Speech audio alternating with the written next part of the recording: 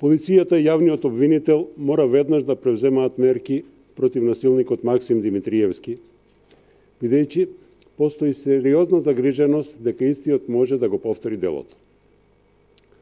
Насилникот може да продолжи да напаѓа и физички да се пресметува со сите кои не размислуваат како него.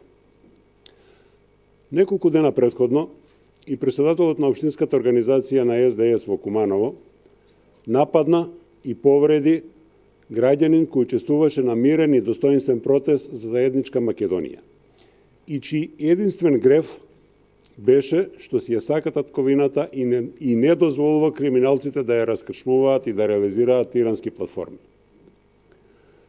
Пратеникот Максим Димитриевски мора да одговара поради тоа што му скрши 2 заба на момче кое нарачало патриотска песна. Неказнувањето на Димитриевски ќе ги стимулира и другите насилници дека се над законот. Аболицијата на нивниот лидер Зоран Заев најдобро го потврдува тоа.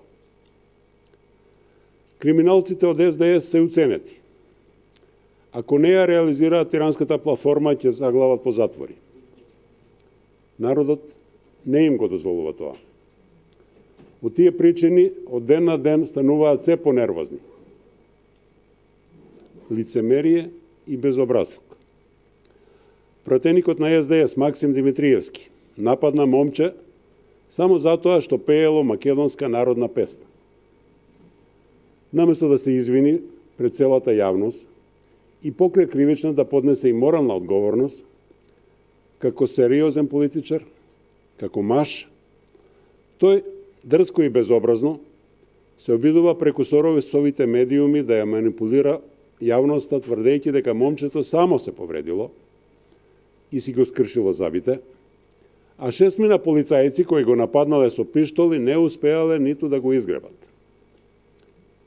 Народот не е наивен за да поверува на овие лаги. Насилството остана единствен аргумент на СДС. Го користи во одбрана на намерата да се спроведе тиранската платформа. Народот веќе 40 дена ја брани државата токму од ваквите насилници. Народот подготвува тупаница на следните избори, со која дефинитивно ќе бидат нокаутирани овие криминално предавнички структури. Народот се буди.